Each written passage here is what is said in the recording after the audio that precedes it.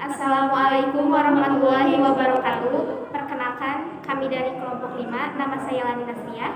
Nama saya Nenek Herdian. Nama saya Nalisa Apriani. Kami akan menjelaskan tentang pengujian menggunakan spektrofotometer UV-Vis. Teknik preparasi sampel adalah bagian dari proses analisis yang sangat penting. Mengapa? Karena teknik preparasi sampel adalah proses yang harus dilakukan untuk menyiapkan sampel sehingga siap untuk dianalisis menggunakan instrumentasi yang sesuai. Spektrofotometer terdiri dari sumber cahaya, monokromator, sel sampel, detektor, dan readout atau pembaca.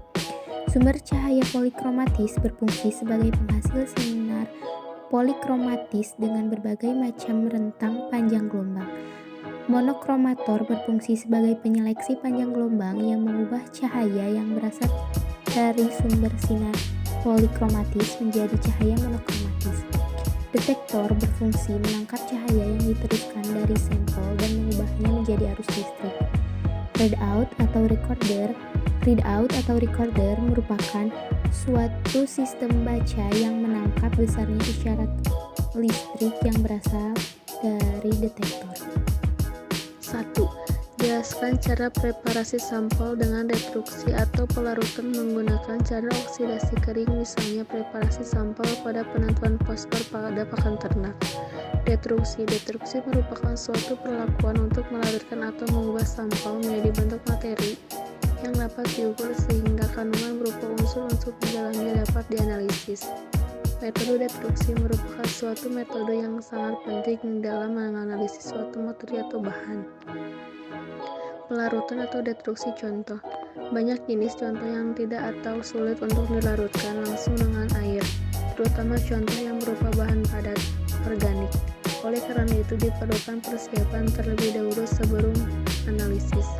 Cara oksidasi kering. Proses oksidasi dilakukan secara bertahap, yaitu penguapan air dan tahap awal oksidasi dilakukan pada suhu relatif rendah, yaitu 100 derajat Celcius atau lebih. Pemanasan ini dapat dilakukan dengan pembakar bansen, hot plate. Kemudian suhu dinaikkan perlahan sampai 550 derajat Celcius sampai oksidasi sempurna. Pemanasan dapat dilakukan dengan tungku atau furnace.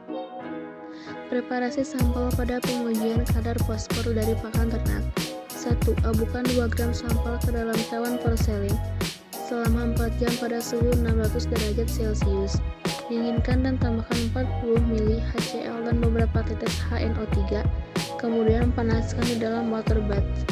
2. Dinginkan, pindahkan secara kuantitatif ke dalam labu ukur 200 ml.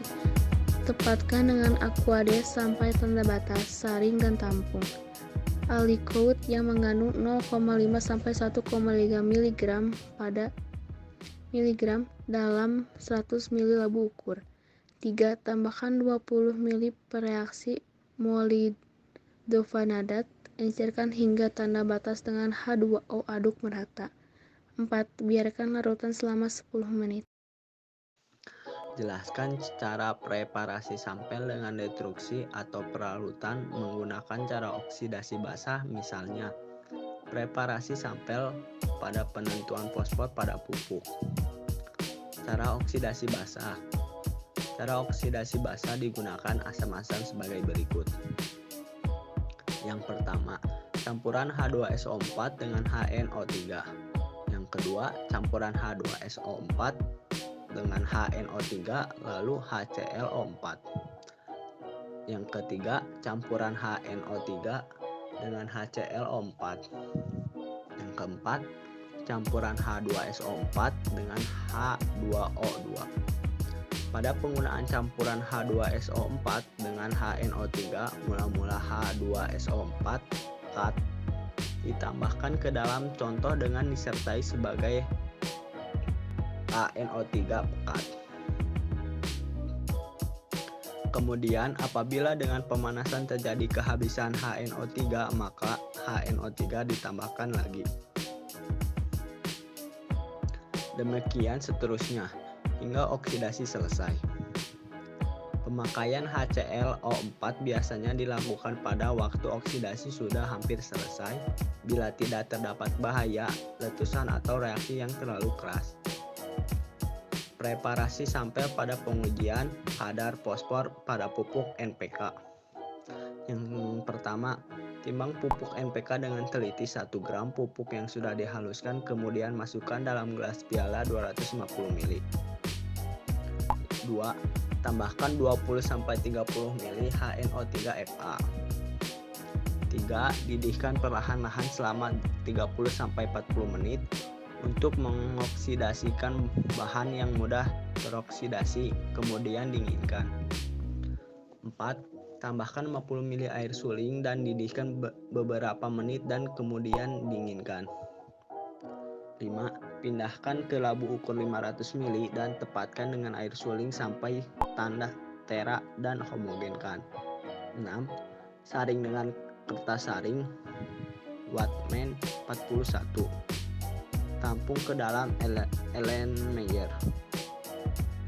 Cara memperoleh jumlah sampel uji yang mewakili sementara yang akan diuji hanya 25 ml jika mendapatkan air sebanyak 5 liter. Preparasi sampel air minum pada pengujian kadar amonium metode spektrofotometri SNI 01 3554 2006. Bahan yang digunakan yaitu air yang diuji, fenol, natrium nitrorusida, Aquades. Alat yang digunakan yaitu pipet volume 25 ml, pipet ukur 25 ml 2 buah, pipet volume 5 ml 2 buah, termometer, gelas ukur 100 ml, stopwatch atau pengatur waktu, Erlenmeyer 50 ml. Prosedur kerja. 1. Pipet 25 ml contoh dan masukkan ke dalam Erlenmeyer 50 ml. Tambahkan sambil langsung dikocok tiap masing-masing penambahan 1 ml larutan fenol, 1 ml larutan natrium nitrorusida dan 2,5 ml larutan pengoksidasi. 2. Tutup contoh sampel dengan tutup plastik, biarkan warna timbul dalam suhu kamar 22 derajat Celcius sampai 27 derajat Celcius yang terlindung dari cahaya minimal 1 jam sampai warna stabil dalam 24 jam. Keempat, bandingkan sampel uji pada pengujian kadar analit dengan spektrofotometer UV dan visible. Jelaskan persamaan dan perbedaannya. Perbandingan sampel uji pada pengujian kadar analit dengan spektrofotometer UV atau ultraviolet dan visible terdapat 2 larutan yang berbeda. 1 larutan berwarna dan yang satunya lagi larutan tidak berwarna. Larutan yang tidak berwarna diuji dengan spektrofotometer UV. Memiliki panjang gelombang 190-380 nanometer. Dipakai untuk aplikasi kuantitatif menggunakan radiasi. Sedangkan larutan berwarna diuji dengan spektrofotometer visible disebut dengan sinar tampak. Karena larutan tersebut terlihat warnanya dengan mata. Dengan memiliki panjang gelombang sekitar 380-750 nanometer.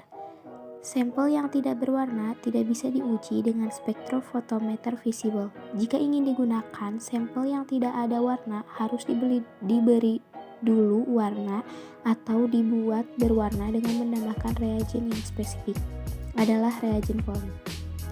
Persamaan dari spektrofotometer UV dan visible yaitu sama-sama digunakan untuk preparasi sampel. Sekian dari kami. Wassalamualaikum warahmatullahi wabarakatuh.